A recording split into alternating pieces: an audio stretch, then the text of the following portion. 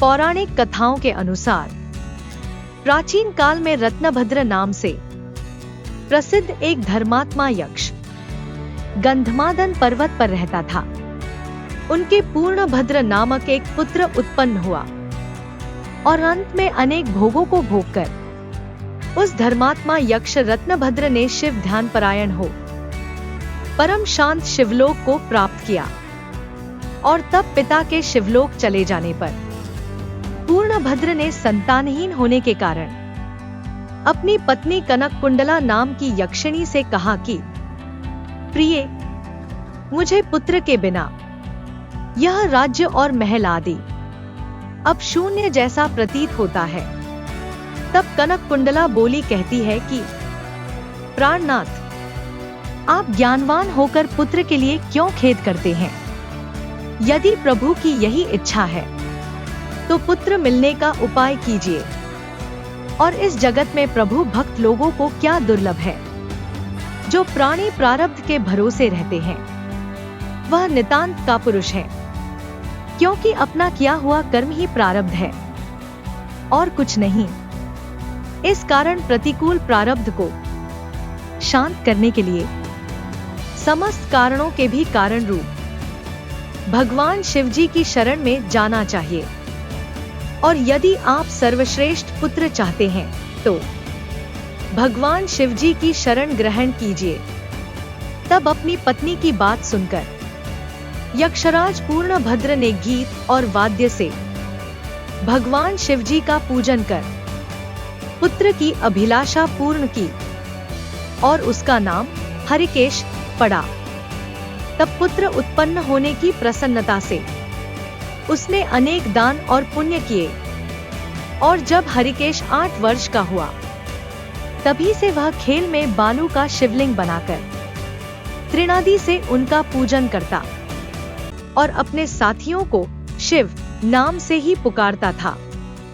वह रात और दिन हे चंद्रशेखर, हे भूतेश, हे मृत्युंजय, हे नीलकंठ आदि पवित्र नामों का उच्चारण करता रहता और मित्रों को प्रेम करता हुआ बार बार इन्हीं नामों से पुकारता रहता था।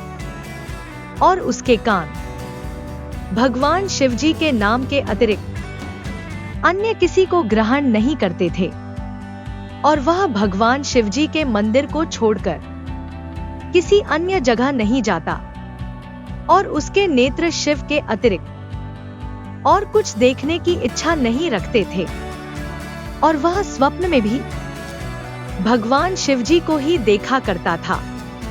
और तब पुत्र हरिकेश की यह दशा देखकर उसके पिता ने उसे गृह कार्य में लगाने की अनेक चेष्टाएं की, किंतु उस पर कुछ भी असर नहीं हुआ और अंत में हरिकेश घर छोड़कर निकल गया। लेकिन कुछ दूर जाकर उसे भ्रम हो गया और वह मन ही मन कहने लगा कि हे शंकर, कहां जाऊं, कहां रहने से मेरा कल्याण होगा।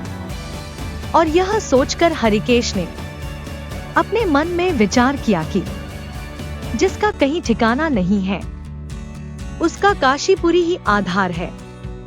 और इस प्रकार निश्चय कर वह काशीपुरी को चला गया और जिस अविमुक्त क्षेत्र में पंच भौतिक देह त्याग कर प्राणों का भगवान शिव जी की प्रसन्नता से फिर देह से संबंध नहीं रहता, उस आनंदवन में जाकर तप करने लगा। और कुछ समय पश्चात भगवान शिव जी ने माता पार्वती जी को काशीपुरी स्थित अपना विहार वन दिखाया और वह अनेक सुगंधयुक्त पल्लवों से शोभित था। तब भगवान शिव जी माता पार्वती से कहते हैं कि हे देवी, जैसे तुम मुझको बहुत प्रिय हो वैसे ही यह आनंद वन भी मुझे परम प्रिय है और मेरे अनुग्रह से इस आनंद वन में मरे हुए को जन्म और मरण का बंधन नहीं होता, अर्थात वह फिर संसार में जन्म नहीं लेता और पुण्यात्मा के कर्म बीज विश्वनाथ की प्रज्वलित अग्नि में जल जाते हैं और उसी से फिर वे गर्भाशय में नहीं आते।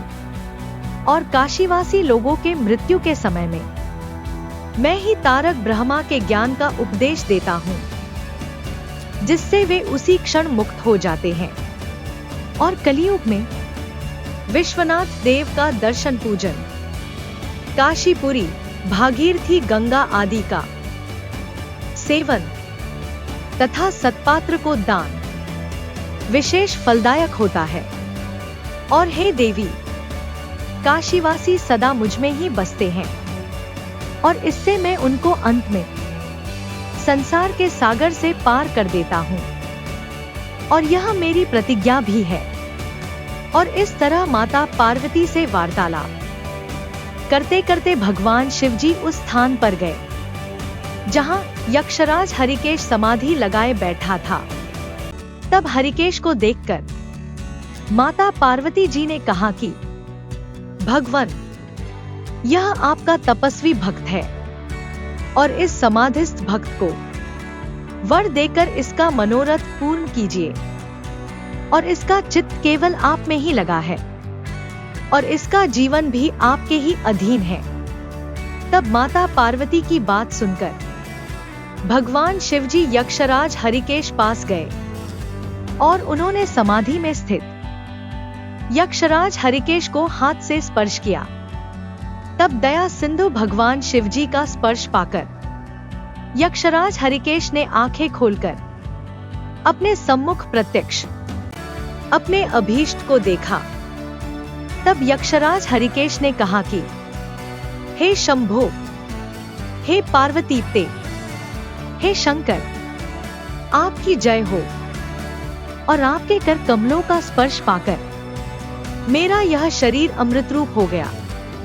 और यक्षराज हरिकेश के प्रिय वचन सुनकर भगवान शिवजी कहते हैं कि हे यक्षराज, तुम इसी क्षण मेरे वरदान से मेरे क्षेत्र के दंडनायक हो जाओ।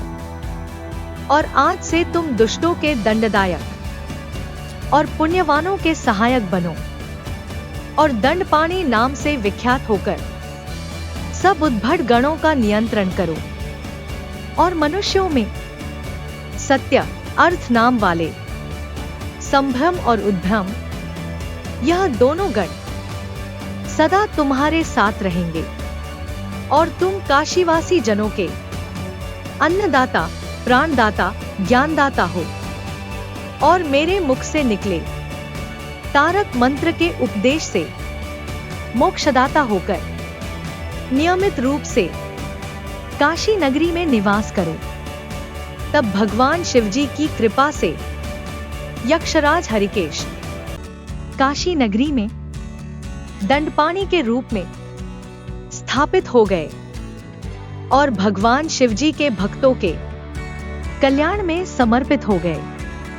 कथा को लाइक, शेयर, सब्सक्राइब कीजिएगा।